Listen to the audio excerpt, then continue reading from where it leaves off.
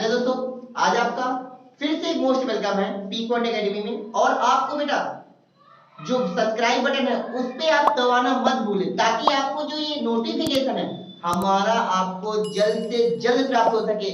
जितने भी आईटीआई के स्टूडेंट हैं जो अपनी पढ़ाई को कर रहे हैं या करना चाहते हैं या यूपीपीसीएल को क्रैक करना चाहते हैं, तो पक्का हमारे चैनल को सब्सक्राइब करें और बेल आइकन दबाना मत भूलें। तो आइए दोस्तों, हम देखते हैं आज का हमारा टॉपिक है क्या।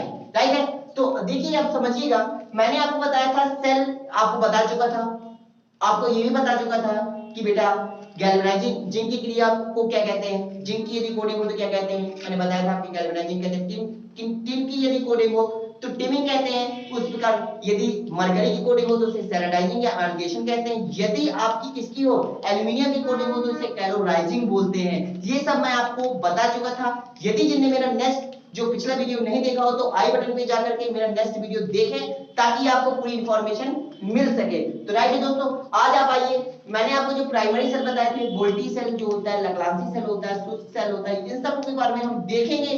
और ये देखेंगे कि इसका जो इलेक्ट्रोड होता है वो किसका बना होता है, कैथोड जो होता है वो किसका बना होता है, ये भी देखेंगे। इनका वोल्टी सेल क्या होता है, इसका डिपोलराइजर क्या होता है, ये सब के बारे में आपको प्रयोग करेंगे।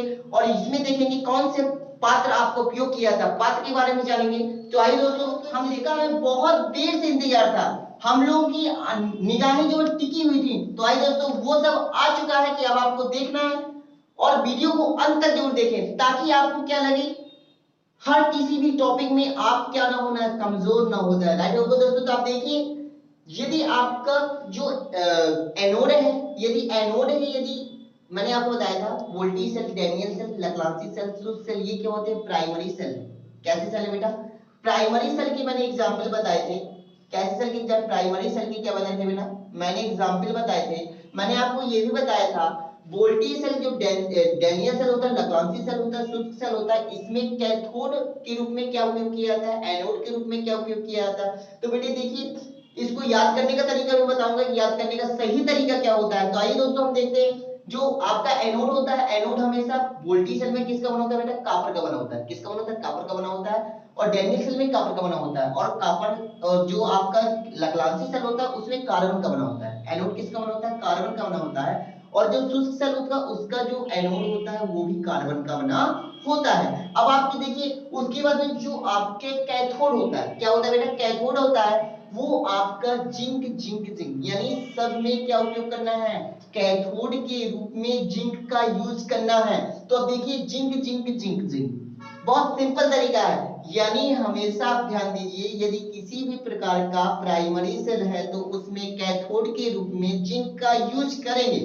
राइट है, उसके बाद में इलेक्ट्रोलाइट के रूप में क्या प्रयोग किया जाता है, किस सेल में कौन सा इलेक्ट्रोलाइट यूज किया जाता है, आइए हम बताते हैं बेटा।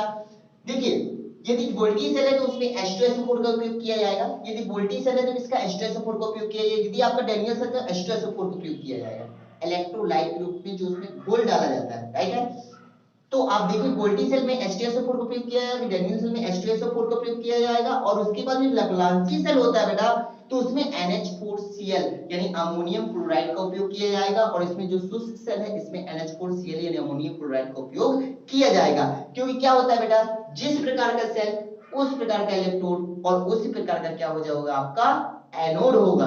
राइट है, अब आप देखिए, इसमें जो वोल्टेज होता है, इसमें वोल्टेज बहुत ज्यादा पूछता है। ये टॉपिक आपका क्या होता है, इंपॉर्टेंट होता है। ये टॉपिक आपका इंपॉर्टेंट होता है। ये टॉपिक ये होता है कि सबसे ज्यादा वोल्टेज की कंडीशन पूछी जाती है कि वोल्टेज किस सेल का कितना होता है। तो आइए दोस्तों, हम देखते हैं, आपका जो वोल्टेज सेल होता है उसका वोल्टेज होता है 1.12 वोल्ट। कितना होता है बेटा, 1.12 वोल्ट होता है।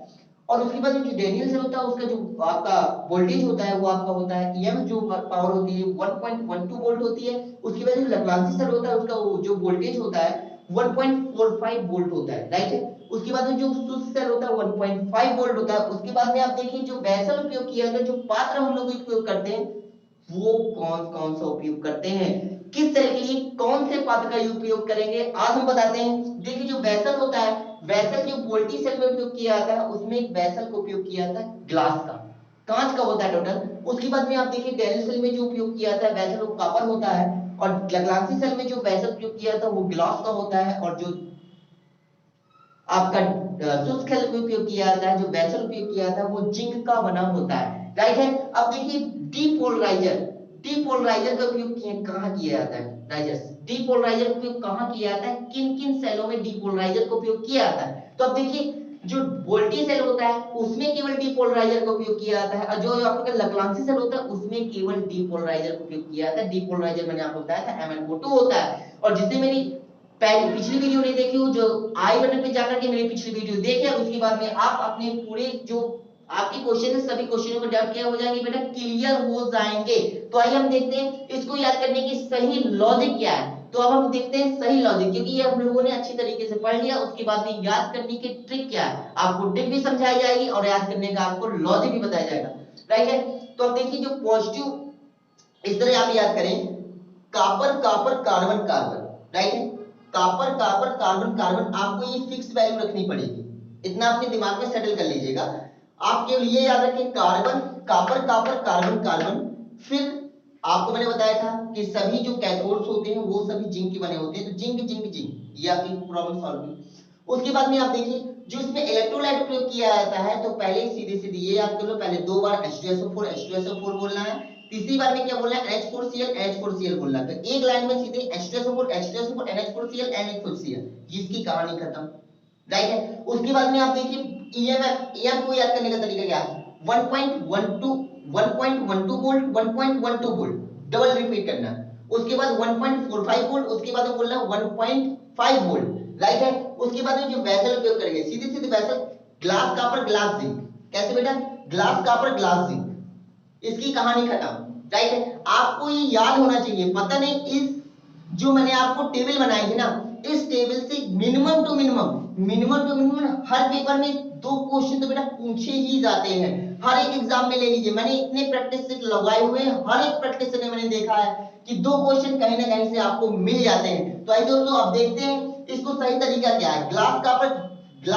Glass zinc. उसके बाद में डीपोलराइजर किन किन सेलों में उपयोग किया जाता है, तो बेटा आपको ध्यान देना है वोल्टी सेल और लग्रांसी सेल में ओनली डीपोलराइजर का उपयोग किया जाता है। देखिए मैंने इसलिए लिख दिया है MnO2, और डैनियल सेल में किसी प्रकार का डीपोलराइजर उपयोग नहीं किया जाता, इसलिए मैंने क्रॉस लगा दिया, राइट है। उसके बाद में जो लग्रांसी सेल होता है उसमें MnO2 डीपोलराइजर उपयोग किया जाता है, इसमें शुष्क सेल में किसी प्रकार का डीपोलराइजर का यूज नहीं किया जाता है, इसलिए मैंने क्रॉस लगा दिया, राइट है। ओके दोस्तों, अब हम देखते हैं कि एक अच्छी बैटरी में क्या-क्या विशेषताएं होनी चाहिए, क्या-क्या विशेषताएं होनी चाहिए ताकि हमें बैटरी ज्यादा से ज्यादा वोल्टेज प्रोवाइड करे। तो ओके दोस्तों, अब हम देखते हैं क्या-क्या अच्छे-अच्छे गुण होने चाहिए, और आपको बने रहे वीडियो के लास्ट तक ताकि आपको ये पता चल जाए कि बैटरी में क्या-क्या ऐसी एफिशिएंसी होनी चाहिए ताकि हमारी बैटरी लॉन्ग टाइम तक चले। ओके दोस्तों, आप देखते हैं। तो आइए दोस्तों, अब आज हम देखते हैं कि अच्छी बैटरी की क्या-क्या विशेषताएं होनी चाहिए और किस बात को माइंड में रख करके हमें बैटरी परचेज करनी चाहिए। तो आइए दोस्तों, उन सभी गुणों के बारे में अच्छी तरह जानेंगे और उन सभी को लेकर के क्या-क्या हम लोग को सावधानियां बरतनी चाहिए, ये भी हमें विशेष तौर पे ध्यान देना। तो आइए दोस्तों देखते हैं, एक अच्छा जो आपका सेल होता है उसमें वोल्टेज स्थिर तथा अधिक होने चाहिए। वोल्टेज क्या होना चाहिए बेटा, कांस्टेंट होना चाहिए, एक वोल्टेज के अनुसार उसको बैटरी सप्लाई देना चाहिए, और अधिक से अधिक होने चाहिए, वोल्टेज की मात्रा होनी चाहिए वो क्या होनी चाहिए बेटा, अधिक से अधिक होनी चाहिए, राइट है। उसके बाद देखिए सेल का जो आंतरिक प्रतिरोध हो, मतलब इंटरनल रेजिस्टेंस की जो वैल्यूएशन हो वो क्या होनी चाहिए बेटा, कम से कम होनी चाहिए बेटा। इंटरनल रेजिस्टेंस की वैल्यू कैसी होनी चाहिए बेटा, कम से कम होनी चाहिए, ठीक है बेटा। अब उसके बाद में देखिए रेजिस्टेंस क्या होनी चाहिए, कम से कम होनी चाहिए। उसके बाद में देखिए एक अच्छे सेल में लोकल एक्शन, मैंने जो आपको दोष बताए थे, लोकल एक्शन और ध्रुवीकरण मतलब पोलराइजेशन का जो मैंने आपको दो प्राइमरी सेल में जो दोष बताए थे उनका होना नहीं होना चाहिए, मतलब वो हो ही नहीं, राइट है। उसके बाद देखिए जब सेल कार्य कर रहा हो तो उसमें किसी प्रकार की विषैली गैस नहीं निकलनी चाहिए।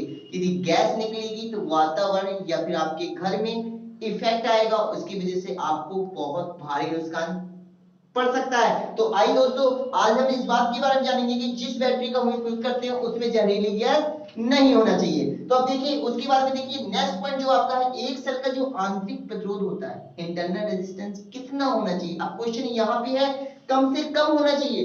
अब आपके दिमाग में ये है कि कितना होना चाहिए भाई, कम से कम मतलब 0 0 या फिर माइनस नहीं बेटा, आपका जो कम से कम रेजिस्टेंस होना चाहिए इंटरनल रेजिस्टेंस वो 0.2 से 0.3 ओम के बीच होना चाहिए। तो आज हम देखेंगे 0.2 से 0.3 की जितनी आपकी बैटरियां हैं वो आपका हाई वोल्टेज देंगी, हाई वोल्टेज देंगी ताकि आपके घर पे वोल्टेज सप्लाई जो होगी वो बैटरी द्वारा अच्छी होगी। तो ओके दोस्तों, आज हमने देखा कि अच्छी बैटरी की क्या क्या विशेषताएं होती हैं। उसके बाद हमने ये देखा कि कौन सा इलेक्ट्रोड प्रयोग करना चाहिए, कौन सा, मैंने आपको पूरी टेबल के बारे में पूरी तरह से जानकारी दे दी है। तो आइए दोस्तों, आज हमने बहुत कुछ सीखा है और आगे भी सीखेंगे। तो हम ना इसी वीडियो के साथ में, और बेटा जो स्टूडेंट आईटीआई कर रहे हैं वो जरूर चैनल को सब्सक्राइब करें, क्योंकि उनको उसके बाद आईटीआई करने के बाद में उनको भी यूपीपीसीएल, ईजी2 और अदर वैकेंसी, डीएमआरसी वगैरह जितनी भी वैकेंसियां हैं उन सभी को आपको प्रिपरेशन करना है। और प्रिपरेशन यदि आपको करना है तो आपको मेरा चैनल सब्सक्राइब करना पड़ेगा। और आप मेरे चैनल, यदि आप नए आए हैं तो बेटा सब्सक्राइब बटन को प्रेस करें और बेल आइकन को दबाना मत भूलें। तो दोस्तों, थैंक यू।